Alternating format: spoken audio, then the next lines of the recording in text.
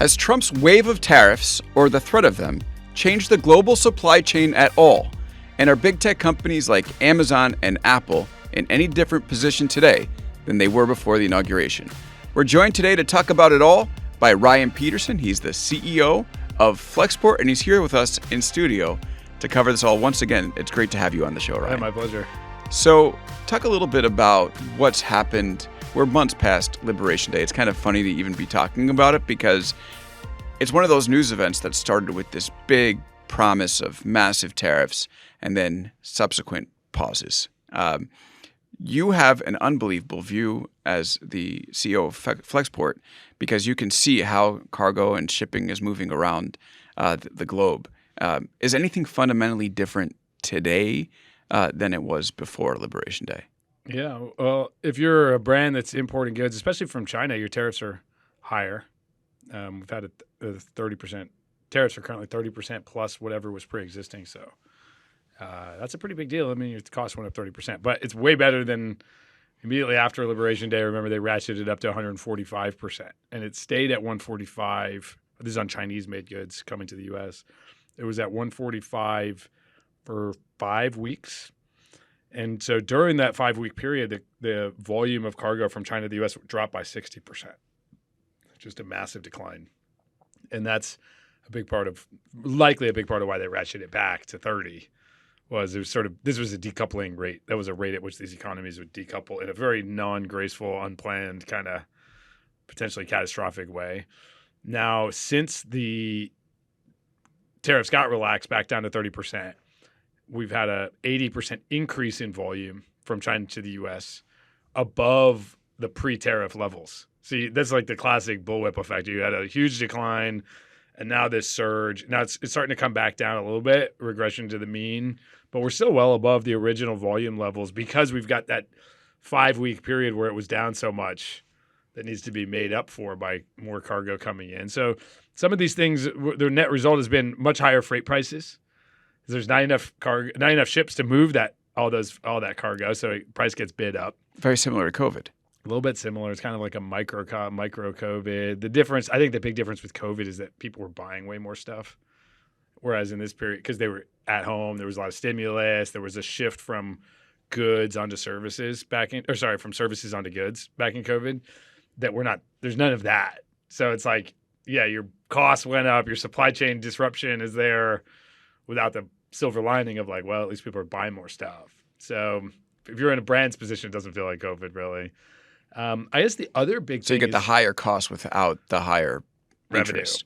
Before you move to the other thing, yeah, during COVID, like actually right after COVID or maybe mid, it was about $20,000 to bring a container in from China to the United States.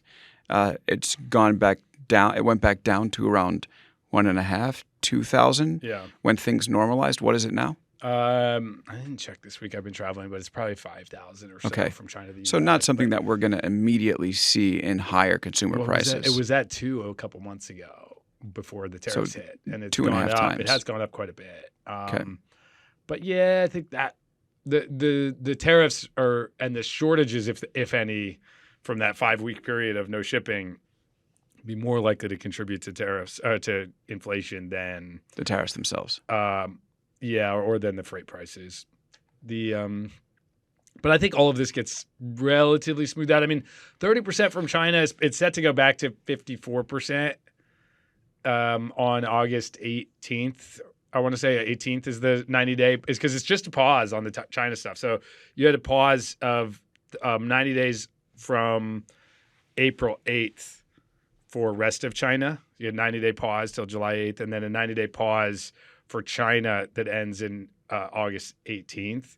And that's when the tariffs will go back up if no deal is worked out by those dates. So those things could be very disruptive and lead to inflation. But current level, 30%, it feels like brands will mostly absorb that and not pass it. They'll pass it through a little bit, but remember, this is 30% on the cost. Right, what they pay for the goods. Pay.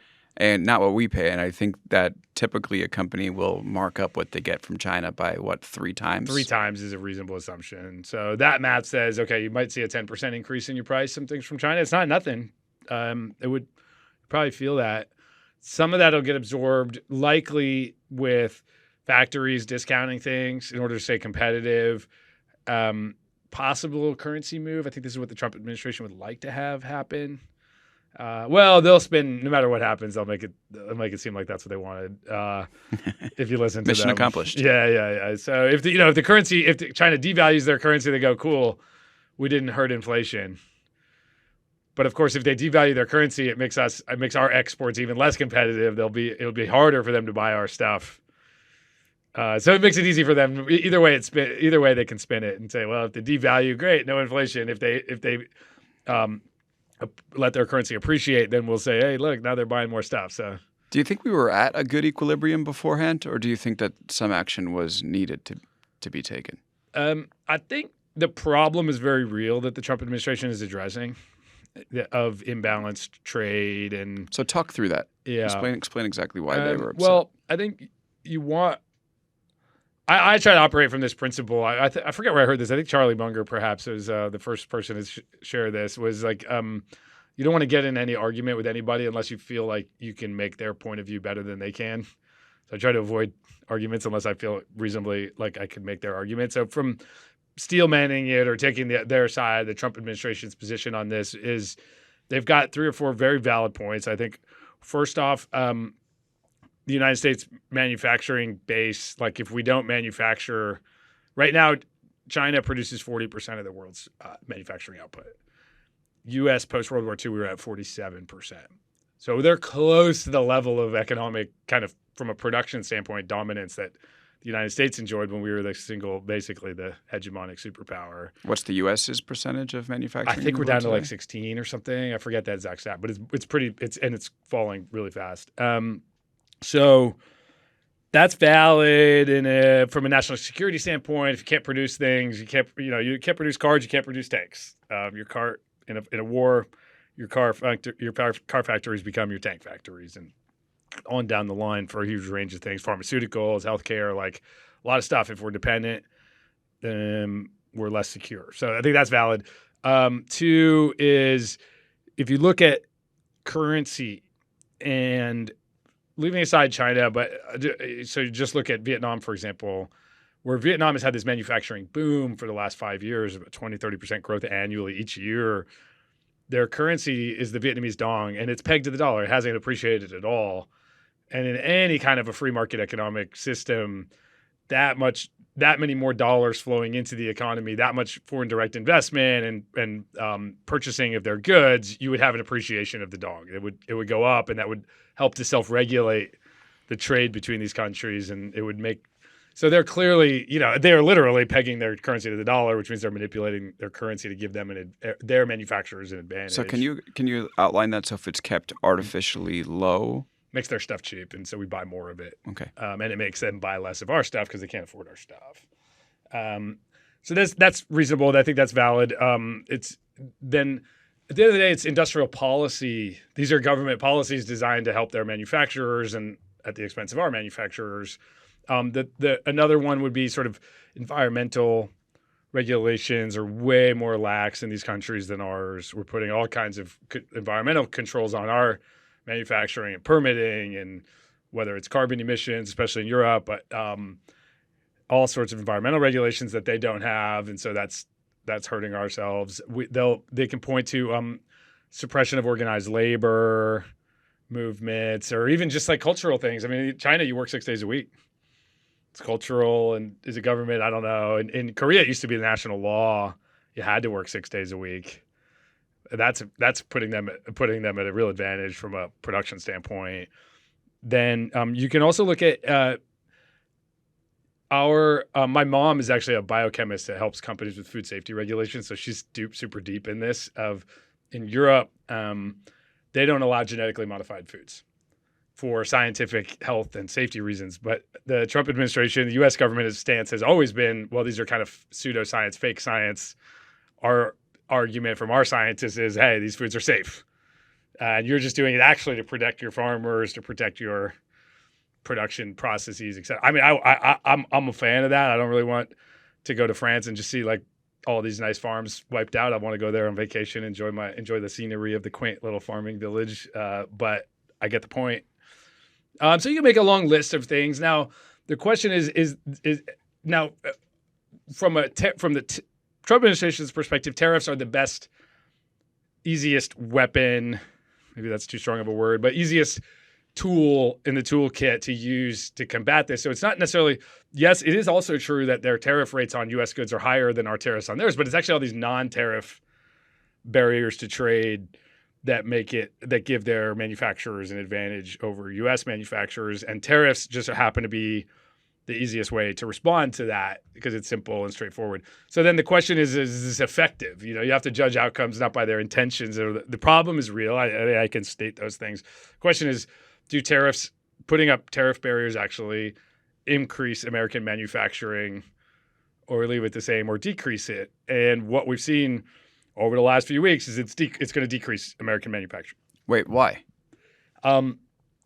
Because you have a huge number, because these supply chains are very globally interconnected. And so, for example, if you're manufacturing for export, well, you have to import the goods and pay duties on the components. And then your products is now more expensive to produce. And if you instead produce those goods in Mexico that didn't have the tariffs on Chinese goods, your costs would be lower. Not just their labor costs, but you wouldn't have to pay the tariffs. So anybody who's exporting, this is really hurting them. You're adding a lot of complexity. People are moving goods all around. So you're actually, at the end of the day, United States labor costs is just not going to be competitive for a large range of products. And so, maybe it's hard to read the Trump administration's intentions in this, but the result is we're not giving the market enough clarity of what the tariffs will be when.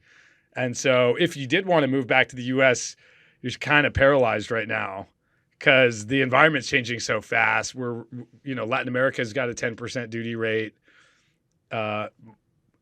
Is that going to go up or down? We don't know. If you thought it was going to stay, probably, you want to just set up in Mexico for your plant. But if it's going to go up a lot, then maybe you set it in the U.S. But we don't know it could change any day now, any week. And so you don't have the certainty that you need to make investments in the United States. And you'd follow that up with maybe it's just inherent in the U.S. system that it's difficult to give people such certainty because will the Republicans win the midterm? There's this Supreme Court case that's going to get worked through. Does he even have the power? The tariff's legal. Are the tariffs legal? The Constitution makes very clear that the tariffs are in control of the Congress, not the presidency. And then he was able to implement them because he has emergency powers to tackle fentanyl. Is that sort of the argument that they have? They use that for some of the tariffs. So they use that fentanyl emergency for China. For China, for Mexico, Canada. Okay. And the rest? That one's not being challenged, actually. At least that's not the lawsuit that they lost. The rest, they used just a national security argument in general that trade deficits were a national emergency. Okay.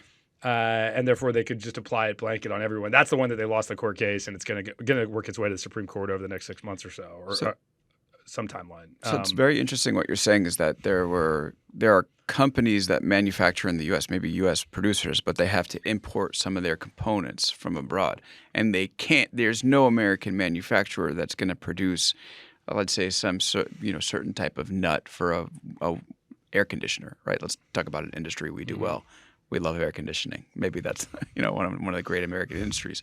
So you could end up seeing those air conditioner manufacturers move to Mexico because they won't have to pay the import duties on those nuts and bolts that they use for their unit. Yeah, and especially if they're selling that, if they're exporting it to the rest of the world, because they're if they were just for the U.S., you'd have to import it from Mexico and still pay the duty, so it doesn't save you much. But if you're selling to Latin America, you're selling to Europe. You don't want to bring stuff to the U.S.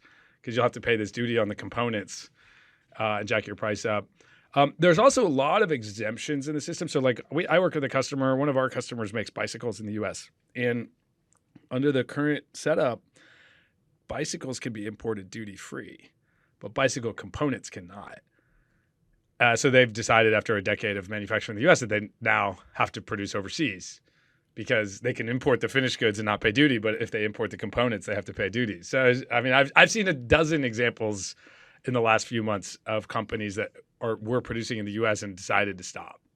That's crazy. And I've seen nobody who said, "Oh, okay, as a result of this, I'm going to set up a plant in the U.S. There's some headlines, he gets people to come to the White House and talk about it. And I'm not saying those people aren't real, but I haven't met with them. And all the ones I'm meeting with are like, hey, this is totally derailing my business. But I would think that it would lead more to come to the United States because you talk about uncertainty. Well, the certainty is that if you manufacture in the United States and you sell in the United States, you have zero. If you can get all of your subcomponents made in the U.S., that's true.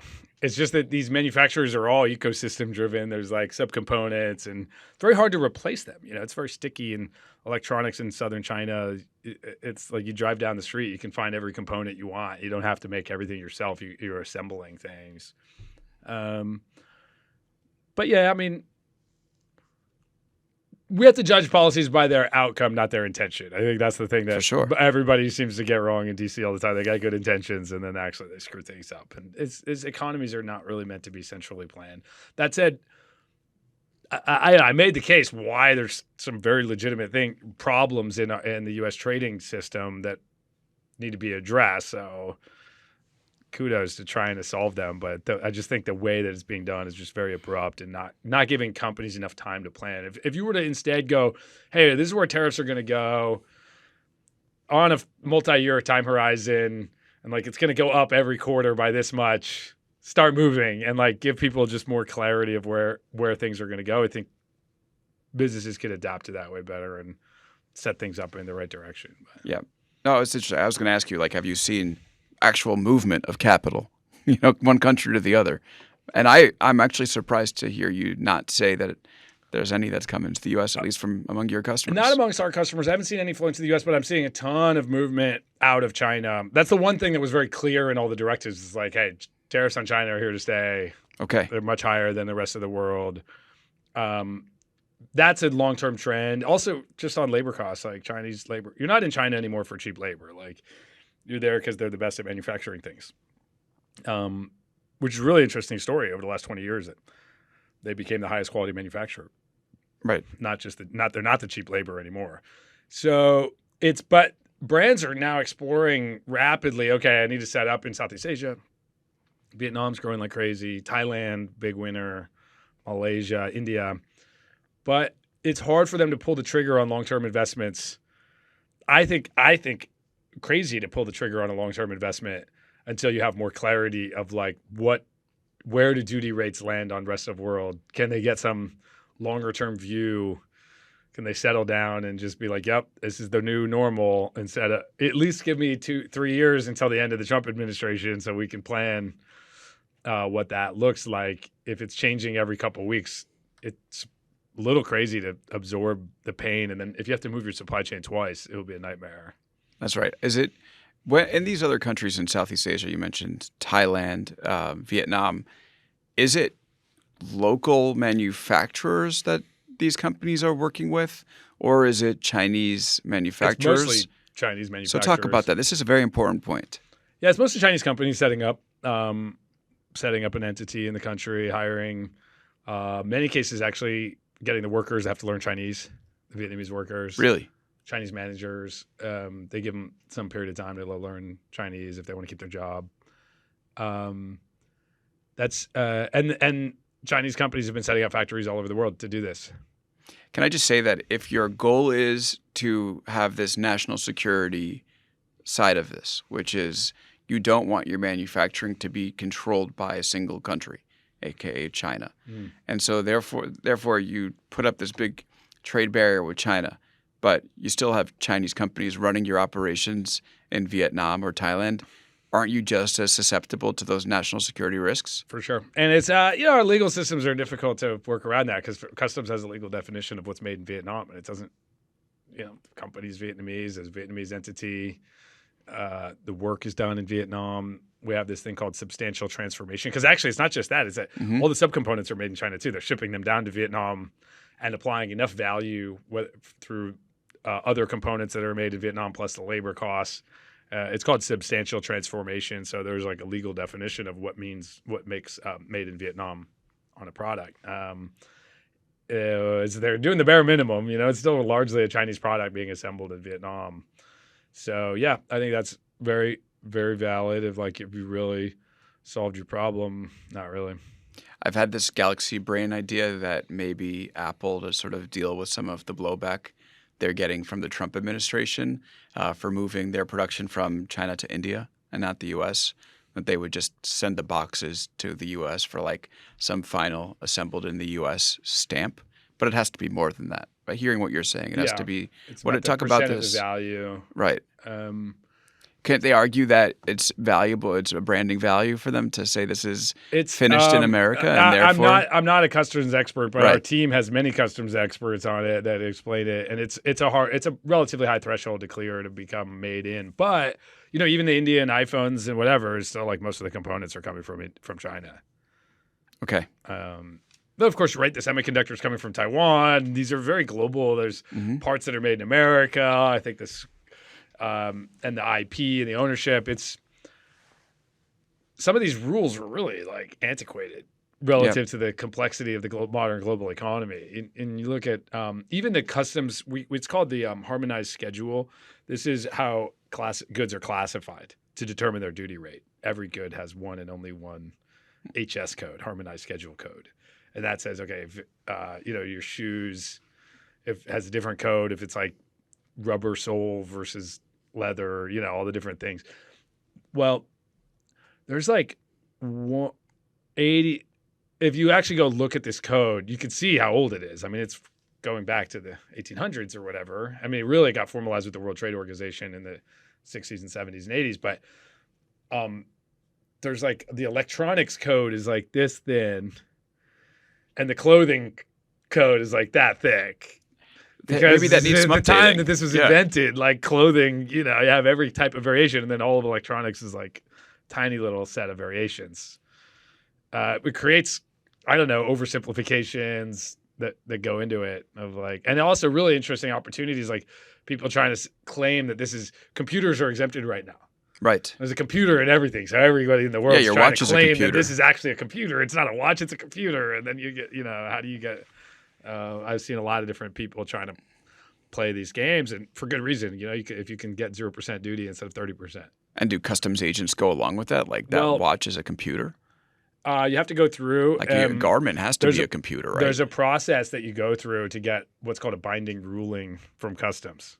Huh. So you can get them to rule on your product and say, yes, it is this. This is what actually Flexport has a business that's completely backlogged right now. To try to trade help this. Advisory, where we have consultants that are experts in all these things. I mean, I'm really at the chauffeur knowledge level here, just sharing you what I'm driving I'm the chauffeur driving the experts around and listening to what I hear them say. I'm not an expert on all the ins and outs of customs regs, but I know enough to be dangerous. There's another component to this, another game that companies are playing where they're faking the cost of the goods that come in and trying to enter some other arrangement with the factory. Like you pay let's say you have $1,000 air conditioner, just to keep going. It's an expensive one. That's what you're paying to that's your cost of the unit. Some companies are playing games like sell it to me for $100, the actual machine, but I'll pay you a $900 per unit like service fee or consulting fee. It is a felony to break customs law, and you should really work with. I'm not doing this. I know it's not you, but this is a message to all of you. You should be careful what you do. There's a lot of games you can play, and it's not a good idea unless you make sure you have good legal advice about these types of things, because customs will come after you. It's a felony. So, and are there a lot of people sitting in U.S. prisons for customs felonies? It's the DOJ has said it's their number 2 area of white collar crime that they are investigating. Their number 2 priority. Number 1 is healthcare fraud, and number 2 is customs fraud. Wow! And that's an announcement they made a couple months ago that this is their. So expect it. Enforcement's at an all-time high. They're ratcheting it up, I think you don't want to mess around. These guys have guns. Yeah. So this is something that Customs happened agents. alongside the tariff levies. They They're knew going to this was jack up going to happen. enforcement. And there are legal ways to reduce your valuation of your goods. What are the legal ways? Well, you can get if there's U.S. goods that are inside of that, you can deduct that portion. You have to go through all the right paperwork processes and show it. You can what's it called an assist if you do CapEx into the factory, or you've gotten some of the R&D for it. I'm not an expert, but our Flexport team has a lot of expertise in this. And it's called this general practice is called trade advisory. So Flexport has a trade advisory group that helps people with this, but there are other lawyers and some of it's in law firms, other logistics companies and customs brokers have this practice that can help brands do this. You want to make sure you're partnering with somebody good who can, just like, you can make some case that it's a lot like representing yourself in a court of law. Like, yeah, you could do that, but like, maybe it's good to get a lawyer if there's any kind of gray area in what you're involved in. And it's kind of like that. Totally. All right, folks, in case it's not clear, Ryan runs Flexport. We should have done a deeper introduction, but this is, I think, your fourth or fifth time on the show. It's tech-enabled freight forwarding. So you believe in the global system because, well, I guess maybe philosophically, but also that's your business. Just by definition, you're into that idea. I want to ask you, just like we've talked about this a couple of times, but again, it gets to this question of if you do the design, that the U.S. does a lot of the design of products at home and the manufacturing abroad, and then they ship it globally. Are you getting a good deal if that is your economy?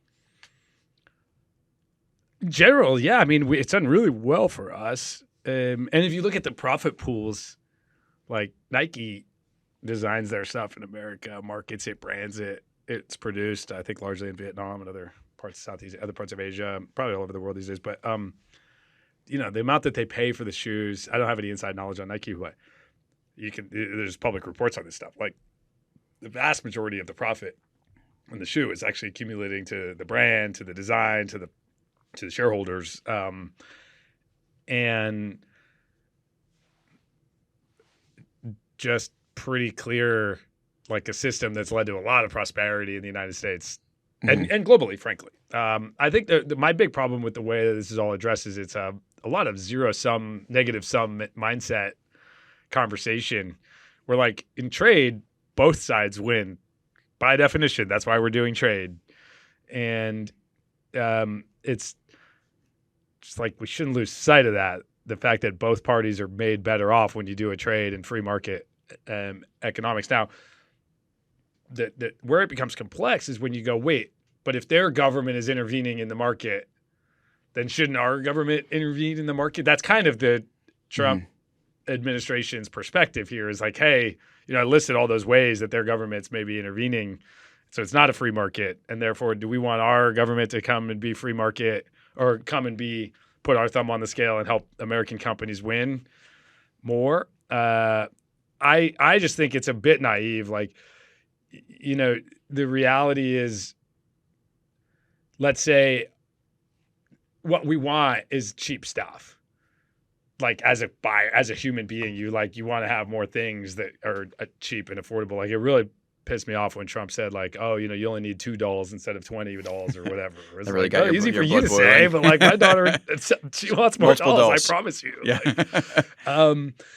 And if you have to spend more stuff on that because it's made in America, if the dolls are made in America and I can only buy 2 of them and I got to spend more of my income on that, I have less money to spend on other stuff, which will go to other people in America. Like I'm going to be buying now I'm buying less things. It's a very simplistic kind of like, it's very hard. It's a complex adaptive system, the economy. It's a very complex ecosystem of moving parts and second order effects that are really hard for a central planner to ever figure out. The Austrian School of Economics is correct. Like we should not screw with this that much. I just want to do one quick follow up to that. Then we'll go to break. I mean, we've talked about capital, so factories, manufacturers. We've talked about shipping. We've talked about trade and stock. But like the other side of that is labor. And our system's capitalism. I'm pro capitalism, right? I'm sure you are as well. But I think like part of that is the gains will go to the people who own the capital. But the other side of that is they also needed a labor force in some way to help make the things. And when you've separated in some ways the capital, it becomes less about the factory, more about the idea, and the labor is elsewhere, then that divide leads to some unhealthy dynamics in a society. What do you think about that? That's what Karl Marx said. Well, I mean, I'm not suggesting communism is the right way to solve capitalism this. itself is a Marxian term. It comes from Karl Marx as the inventor of the term capitalism. And you talk about free markets where people are free to buy and sell what they want because it makes them better off if they do that. That's like labor. What is labor? I mean, we're all part of labor. This idea that I don't know. I've never met a capitalist. All the people I know who have a lot of money also work really hard. They're also like involved in labor. This like very odd distinction. Like, what am I, a capitalist or am I a worker? Because I work harder than anybody I know. Am I a capitalist? I think. Well, I don't have much money. You're probably going to beat me in this argument. I know it's like, but I just wanted to just talk it through. I think. Look, I think you can work really hard, but if you own the capital, then you're going to end up getting much further ahead than somebody that comes in for a paycheck and is pure labor. Like, of course, if you own the capital, you're also working, but. Yeah. I don't know. I think that we also take the first, people who own the company, they're the last ones to get paid too. I mean, when companies lose money, the bigger the risk, the bigger the reward. The employees still get paid and the owner doesn't get anything, right? And so there's some degree of like, well, you get paid last, not first. And you take more risk. I think I personally, I just think that we'll be better off if the government intervenes less in the economy. Mm-hmm. Now, there are certain reasons why there's good reasons for the government to intervene and provide a sense of justice or like real justice, enforcing laws, safety, defense. There's a lot of public goods that are underprovided by a free market. Like, these are all valid reasons. We need a government. I'm not like some anarchist by any means, but. It really is very, very tempting to ask the government to come and make our lives better. And they almost always screw it up. Right. And like, it's very funny to see now the Republicans are the ones. Oh, it's a different position for them. It's very different. And by the way, my suggestion is not like government has to fix this. It's more just like we're in you are somebody who sees this more than most, is that we're in a very unique system where I think that Marx I haven't read Marx in detail, but I think his argument was capital takes advantage of the labor. What I'm saying is we now have this global system, and you're talking about how it's advancing, right? Where you have capital in one area, labor in one area. So, I mean, and labor will always be the thing that gives the employment to the masses, you would think. By definition, if you want to use that. Yes. So then what happens to the people? I don't think this is like an accusatory question. It's just like something that's kind of fun to explore with you because you have a position. I don't know. I just think the economy is so much more complex than people want to give it, a simple answer. That we know. I mean, we know that for sure now. Yeah. The tariffs have illuminated that. Yeah. And that's the problem with all attempts to intervene is that you usually make it worse. Okay. All right. We're going to talk about some intervention on the other side of this break, which starts with the closing of the Dimminimous Loophole and maybe the end or the dissolution of the power of Temu and Shein and how Amazon is going to handle all that. We'll be back right after this. And we're back here on Big Technology Podcast with Ryan Petersen, CEO of Flexport. Ryan, we've talked for quite some time about trade and global regulation and some fun stuff about capitalism and labor before the break, which I don't regret. I'm glad we did that. But I want to talk to you now about like some of the real bread and butter tech issues, which is that this de minimis loophole, which allowed Shein and Temu to ship to U.S. customers a sizable amount of merchandise without duties. That loophole is gone. And I'm curious if you can share a little bit about how that has changed things in terms of the way that Americans buy. Yeah, so the de minimis loophole said, I don't like calling it a loophole. It was just part of it was just in the law. It's in the law. It's in the regulations. It was passed by Congress. It said that goods less than $800 are not subject to customs duties, and it can be done with a very informal customs entry where you don't need to provide as much data about who made the goods and a few other data points that aren't required. But the main thing was the duties. So that is now gone away. Now, what happened, the way that companies took advantage of that program was they shipped either direct from China or other countries into the U.S. So you'd order from the big famous brands on this are Temu and Shein, but Amazon, Walmart, a bunch of other companies were doing this at scale. You'd buy the goods. They would fly them over in bulk. So you're doing like air freight in bulk, clear the goods through customs one at a time. So there's no duty, and each individual item is less than $800, and then deliver it to your house. So you'd get slightly slower shipping than if it was coming from an Amazon FC fulfillment center, but much lower cost because of the duty avoidance. So that's like the famous case with shipping from China. But actually, what a lot of people don't realize is a huge percentage of the world's apparel, of the American apparel brands, had set up fulfillment in Mexico and Canada to do the same thing. Only they would do ocean freight from wherever the goods are made, deliver to Mexico, deliver to Canada, and then fulfill one item at a time from Mexico and Canada. So that's gone away for Chinese-made goods. Effective on May 2nd, they shut that down. It is imminently, we don't know when, going to go away for goods from everywhere else in the world. And the immediate result is a huge surge of wanting to put fulfillment back in the United States. There's no reason to fulfill from Tijuana. It's pretty far. You're shipping to New York from Tijuana. You're better off having a fulfillment center in the middle of the country or have one, on each coast. So that's been a big drive. That is resulting in more jobs in the United States. So, Aha, we found them. Good job. Like if you're measuring a policy based on its actual outcome instead of its intention, that was a good one for its own intentions. I'm anti-tariff in all their forms, anti-taxes. So I think I like the old. You want to ship? I like the old exemption. It's like, hey, less taxes. I'm not celebrating more taxes, and a lot of our customers were using this or now put in a bad place with companies cost them like $10 million more per year. How? Well, now they have to pay duties. They weren't before. But they were doing 10 million of. How is it going to cost them 10 million? Well, because if it's 30% duty versus zero, right? Easily, on a reasonable sized company, easily get you to $10 million. Okay. And it's fine. Level playing field. It was kind of a crazy, weird rule that you almost said loophole. Yeah, I attempted to call it a loophole. It was a strange setup that, like, on some level, it's like creating. It's actually a very good illustration of like the market will find a way. Mm-hmm. People are creative. It's my lesson for all of our customers too. It's like, hey, you're in the same level playing field.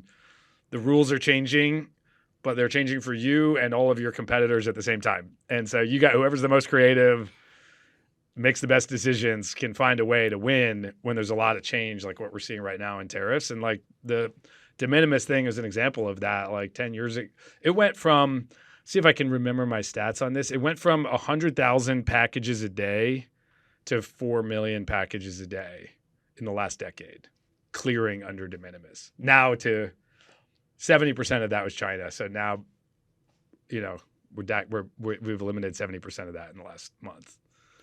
Do Shein and Temu survive?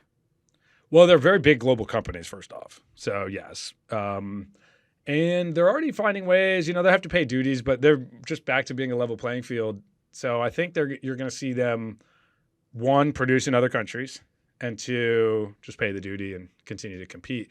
Their goods are not that expensive. They have a low cost of production, so they're going to be well positioned actually, because they're better at producing things in Asia than American brands are. Mm-hmm. So. What about Amazon? I mean, I heard you recently say that 60% of Amazon sellers are in China. Yeah. Is that I heard, yeah. Is Amazon exposed? Very much so. So talk about that. I lived in China 20 years ago and sold things, and I was actually an early Amazon seller. Third party? Yeah, I was one of the first because I remember the day that they announced. Very beginning. With the day that they allowed third-party sellers, I was like, I thought it was the most amazing thing in the world. I could go add products to the Amazon catalog, and it would just show up. Were you selling your motorcycles through it? And furniture, actually. Okay. I don't think we sold motorcycles on there, but furniture. We've sold a lot on eBay Motors. For the motorcycles. I think that's still bigger than Amazon for that category. But I remember thinking, like, even back then, these Chinese factories, they make all the products.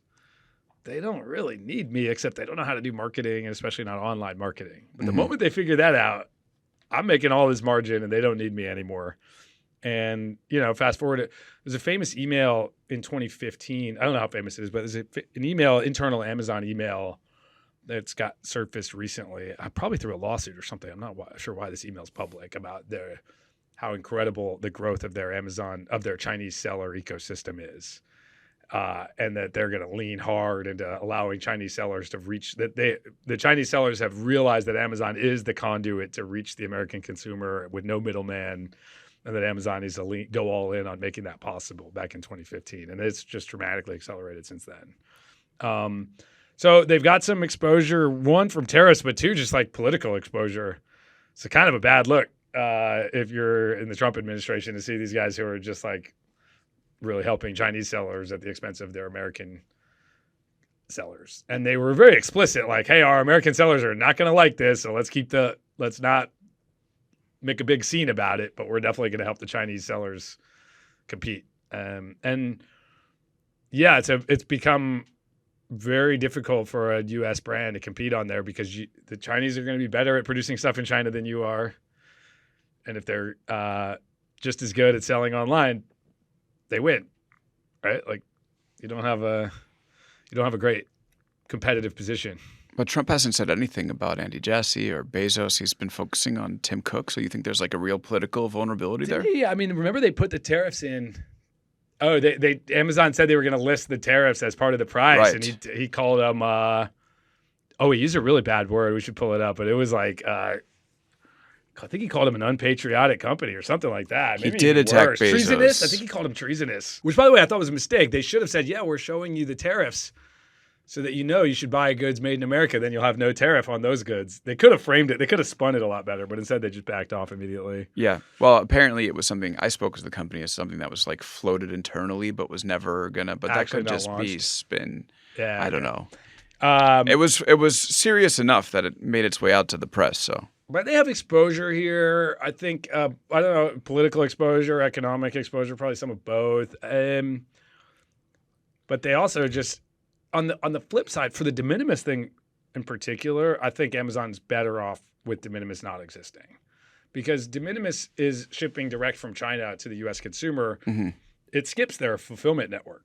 Right. Which is where they put all the CapEx and huge competitive differentiator, the fact that you can ship, that they have fulfillment centers everywhere and ship so fast and so cheaply. And so it takes away, if you're shipping from China, I mean, that's what let Temu get to 25% of Amazon's scale in 5 years, was that they skip all that fulfillment center infrastructure. So it's de minimis going away is probably good for Amazon and Walmart. So where's the vulnerability then? Just in broader tariffs concepts, and broader if the U.S. is going to crack down on, like the one that is getting circulated right now is a crackdown. We'll see if that's how this comes through. I'm not familiar enough with how the sausage gets made in Washington, but there's some bills circulating to ban foreign importers of record. So a foreign importer of record is what these Chinese sellers are that are selling on Amazon. They don't have a U.S. legal entity. Okay. You don't have to be an American company or even a foreign-owned company with an LLC in the United States to import goods into the United States. You can import goods as a foreign company with no legal status in the United States other than what's called a foreign importer of record or a non-resident importer. Mm-hmm. There's a huge demand amongst the Amazon seller community, the American companies, to ban this practice. Because what ends up happening, the reason they really hate it, is that one of these companies, if it's a Chinese company, or it doesn't have to be Chinese, it could be from anywhere in the world that can do this. You import goods into the U.S., if you declare the valuation, instead of, let's say it's $100,000 worth of goods, but you say it's only worth $10,000, you've cut your duty by 90%. Gives you a huge competitive advantage in selling it. And you can't go to trade prison. And when you get caught, CBP, Customs and Border Protection, is not sending agents to China to arrest the people. And in fact, it's probably going to be one of the things that's going to be demanded in a well-crafted deal with China and other countries is you must extradite people who commit customs fraud in the United States. Well, one is there's this bill, and I don't know if it can be done by executive order or not, but I know it could be done by Congress, and there's a bill circulating, probably several bills to shut this down. It's bipartisan support, I think, to not allow foreign importers of record. But likely also it's, hey, you have to allow U.S. Customs some kind of jurisdiction or an extradition program to get when people commit customs fraud in the United States from your country, you've got to turn them over to us. And so if they were to shut that down and 60% of all Amazon sellers are in that program, yeah, that would be painful for them. That would be rough. Yeah. Yeah. So it probably, just like Apple, they've over leveraged on China, Amazon. Potentially. I don't know. I'm like, I think China's an incredible place to do business. And like, I wasn't arguing with that. Yeah, it was yeah. more just like politically, perhaps. economically, you have to be careful that you don't put your whole business in With a politically or with this economically administration, vulnerable area. I think that's fair to say. Yeah. A couple of kind of wild ones to ask you as we close. I've some let's say off the beaten path questions. So you bought Shopify Logistics. I just want to know how soon you think logistics and fulfillment will be done with like 100% robots. Oh, yeah. I'm not close enough to the thing. It's a ways out. The current technologies that I've seen aren't there. Okay.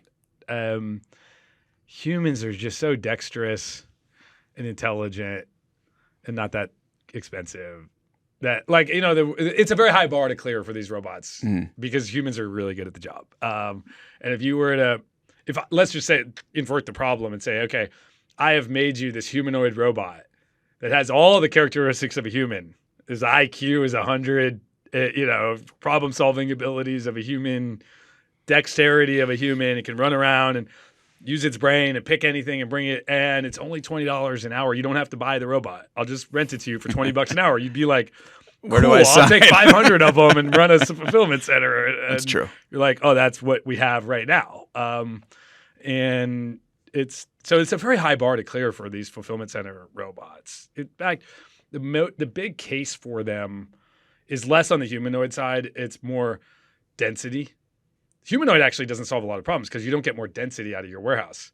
You want real estate density. You want to be able to stack the goods all the way to the ceiling, jam them in. So it's more the form factor is not going to be humanoid, most likely in the fulfillment environment. It's what already exists is like AutoStore is a leader in this, and Symbotic is a really interesting company, public company. It's really about generating more density and lowering the error rate. Humans make more mistakes than these systems in theory. So some of that's here now, but I think before at least at Flexport, we have minimal robots in our fulfillment centers. We're mostly people doing the job. And I don't want to spend the CapEx. And the other problem is if the technology is improving as fast as they say, then I definitely don't want to buy it. I'll wait till next year and the year after and the year after. And so that becomes an interesting problem of like, how do you figure out when's the right moment I don't want to spend it. So probably it's also financial engineering and financial models that have to be developed here where you're renting me the robot. Maybe that's the benefit of humanoid though, by the way, is like upgrade cycles could be easier. You just replace one at a time instead of having to, I don't want to buy $100 million system for my building, Right. I mean, maybe you have like a humanoid that like has like these baked in stilts. So it can like go up to like 50 feet and then just come back down and you can stack things. What do you say? Yeah, robot forklifts. There's a lot of, vacuum tubes. I don't know. There's a million. There's the Symbotic one. If you can go to symbotic.com and check out, I think they have some of the stuff on their website. Some really cool. That's a public company and backed by SoftBank is making a lot of investments in robotic systems for warehouses. So they're a big investor of ours. I'm kind of close to some of this stuff and seeing it. But SoftBank is a big investor in it, and they're on my board. So they show me stuff all the time, but they haven't yet sold me a system. So we'll see. I see. Well, maybe one day. Do you believe in their investment in OpenAI? Yeah, I don't know. I don't know the economics of it and the terms of what valuation and stuff, but I do believe in OpenAI. I mean, it's incredible. Okay. Founders Fund's a big investor in it. Well, a small investor by OpenAI scale in that as well. So you're using AI to help smooth out the fulfillment process within Flexport. We spoke about it briefly a couple of times ago, but your teams are using AI systems to take in a lot of the documents and shipping, which come in unstructured, make sense of the data, put them in your system. We use huge amounts of it and increasing. We have a big advantage. I think if you look at what's required to win in AI, to apply AI. Like we don't have any advantage in developing the AI. There's smarter people in AI by far that don't work at Flexport than that do. But in terms of distribution, deployment, training of models, understanding where to apply, what problems can you solve, and then being practical to apply those. I think we just have a huge advantage if you look at freight logistics end to end, from factory to your customer's door, and all the steps that have to take place to move the cargo and get it delivered. We're the only company in the top 100 by volume that was founded after the web browser was invented. Okay. And the scale matters because it gives you data to train your models, the domain experience to figure out like what problems actually I need to solve. There's some real nuance here that if you're just an AI person, you would never know that this problem exists because you don't experience it. And then third is the distribution. Like when we solve a problem, the next day it's available for thousands of enterprise customers to use. I don't have to beg people for contracts to get access to their data or to beg them to give me money to use my model. It's just like constant, rapid pace of deployment. So we have a big advantage over our competition in forwarding. And then similarly, a big advantage over AI-driven startups. Because I'm paranoid that like, okay, I can sit here and go, yeah, we're the only one in the top 100 freight forwarders in the world founded after Netscape was invented in 94. But I'm paranoid that there's some kid out there going, yeah, we're the only freight forwarder founded after ChatGPT was invented in November of 2022.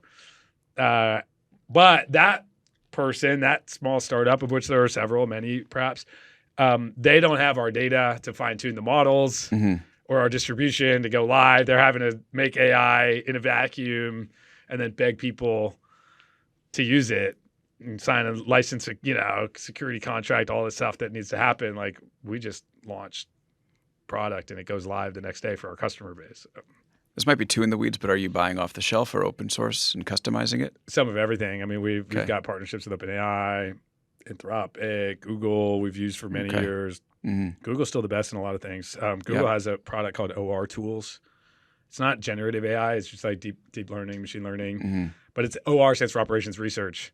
So it's the best for routing algorithms, planning systems, for logistics. It's like really amazing. So we use that. Some startups that are really cutting edge on voice. What do you use the voice for? We use voice to call truck drivers. Oh, right. So we have about 400,000. This is experimental or this is out the door now? Live. We're making 4,000 or 5,000 phone calls a day. And this is what assigns truck drivers to certain things and it's gives them asking opportunities truck drivers. for jobs. So we have 400,000 truck drivers on the mobile app. Right. But we only have 200,000 loads a year. Okay. I've got too many truck drivers. Okay. They're not going to open the app if there's only a load every 2 years, right? The simple math. Like they won't engage. So what we'll do is call, if we think we have a load that they would like, we call them. And AI voice. Yeah, AI voice. And it understands and assigns. It has a full-on conversation explaining all kinds. I mean, it's really good, and it gets better every few months and cheaper. The price of that's come down about 90% in the last year, and it's becoming quite commodified. So we use vendor, but there's 2 or 3 other vendors that are 95% as good, and there's an arms race there that we're benefiting from in a lot of this stuff. So AI voice, we're also going to use it for more and more things, calling to make appointments at terminals or warehouses, calling to check statuses, collect data, email data collection. A lot of what we do. A lot of in fact, the core Flexport technology engine for workflow is workflow engine. It's for moving freight around the world. You need taking unstructured data, like this is done by humans at our competitors and even in parts of Flexport where you're like, smart person understands the process. You give them an unstructured problem. You say, hey, move this from here to here. They know what to do. They figure it out. And what Flexport's done over the last decade is break that into simple tasks that are so simple that anybody could break that apart into a simple form, a web form. You could argue that maybe we've spent a decade building simple tasks that we didn't need to, that you could just give it to AI and let it do the complex thing. What we're finding right now is that it can't, but it can do the simple tasks.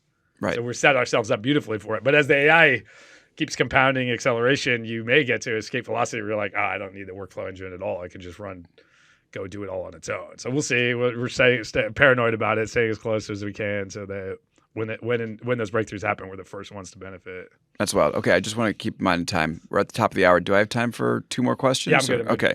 All right. So I want to ask you about your trip to the Panama Canal. You went down there apparently there's been a drought impacting the canal's ability to It's over now. process loads. But talk a little bit about what you saw and the impact of this drought on the canal's ability to operate. Yeah, the drought. The thing is that droughts are a pretty regular occurrence with the El Nino phenomenon. You'll have rainy years and then dry years. So 2023 was quite a dry year, and that led to 2024 not having enough water in the canal to operate at full capacity. So that led to only about 2/3 the number of ships transiting the canal as were theoretically capable of transiting, which led to huge bottlenecks and delays. One point, you had a 21-day delay. That's crazy. Of ships waiting to clear the canal. It only takes 22 days to go around. Quite a coincidence, by the way. How did you manage to keep your delay? Well, probably just that's under the wire. No, that's probably just people saying, "Oh, if you have to make me wait 23 days, I'll go around." So exactly. It's a natural governing effect there. It's the market's working things out. Probably. So yeah, there was drought. The Panama Canal. I mean, if you're ever, I meet people who went to Panama and didn't go to the canal. I'm like, what were you doing? Like, I went all the way there just to see the canal, and I would do it again. Fascinating.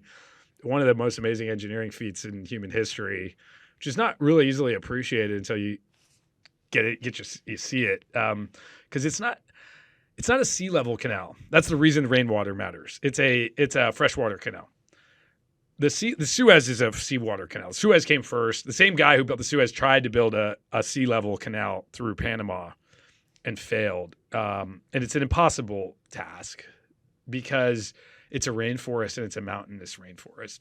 So you're at a sea level canal, you're going to get whitewater rivers and waterfalls and mudslides, all the water's flowing into your canal and then turning into a whitewater river racing to the sea.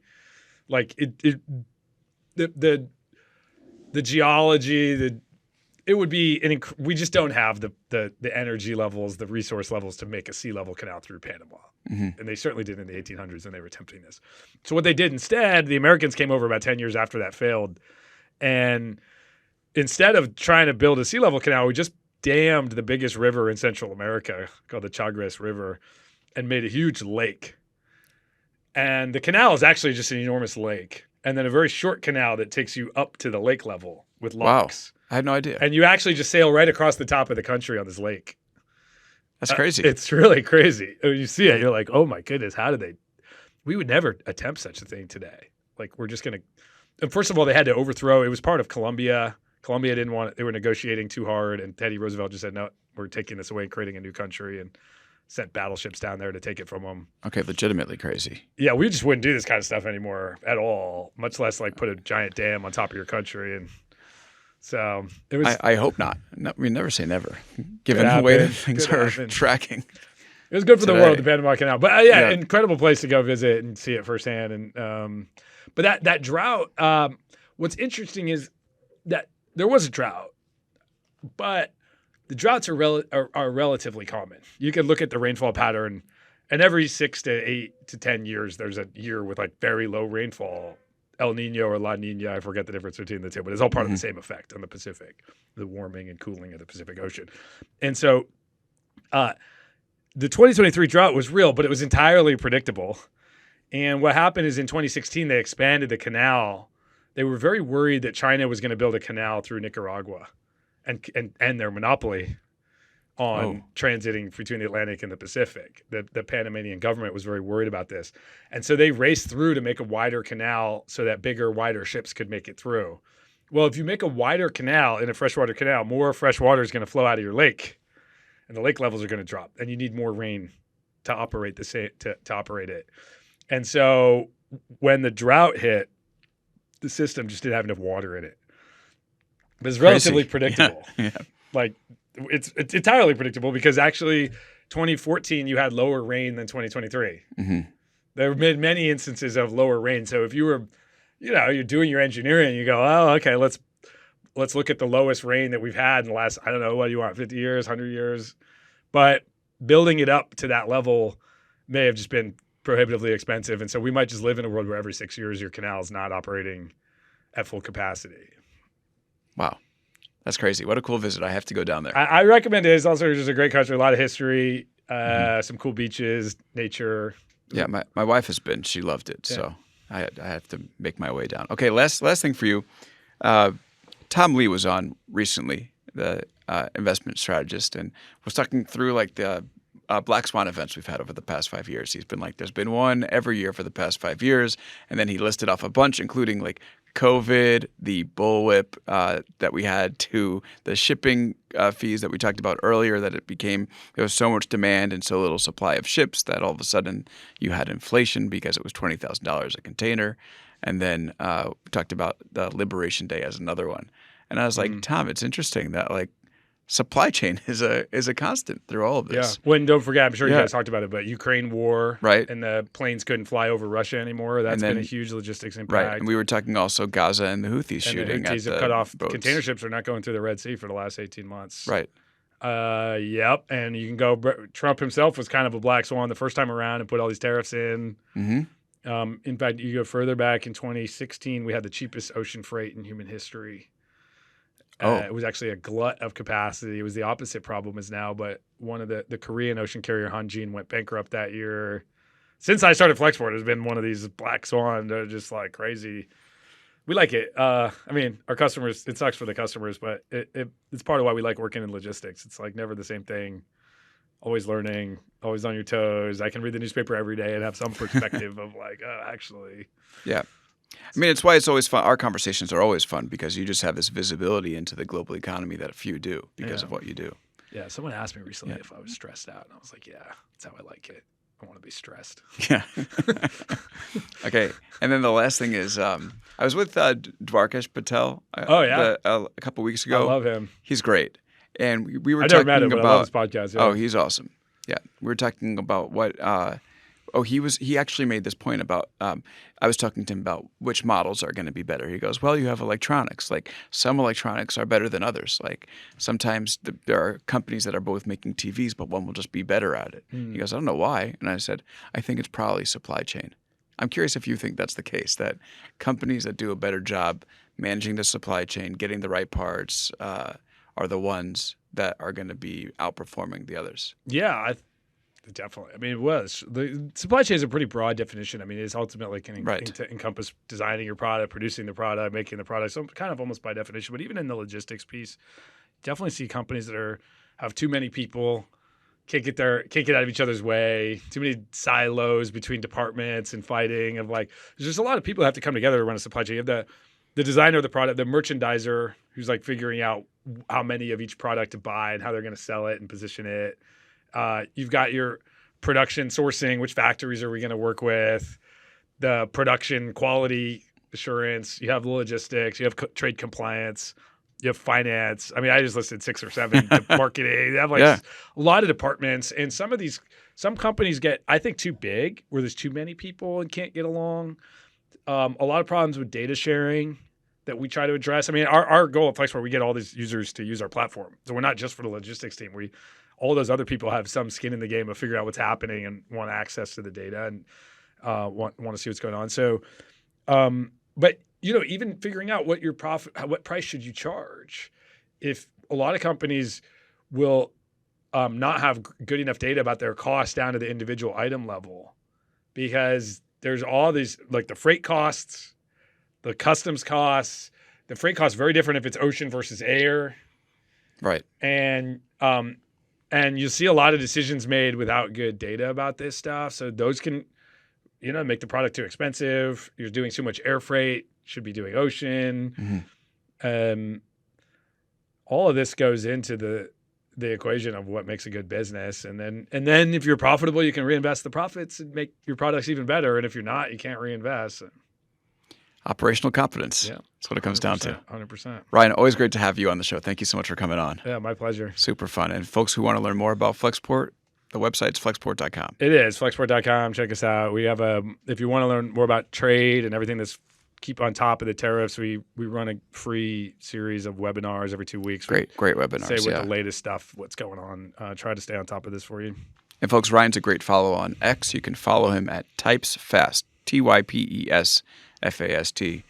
Apparently, you are a very fast typer. So. The handle was available. I don't know if I'm that fast. There was one moment where I think you demonstrated your fast typing skills, but anyway, we'll say that to the next show. All right, Ryan, thanks again for coming on. Thanks everybody for listening. We'll be back on Friday to break down the week's news. Until then, we'll see you next time on Big Technology Podcast.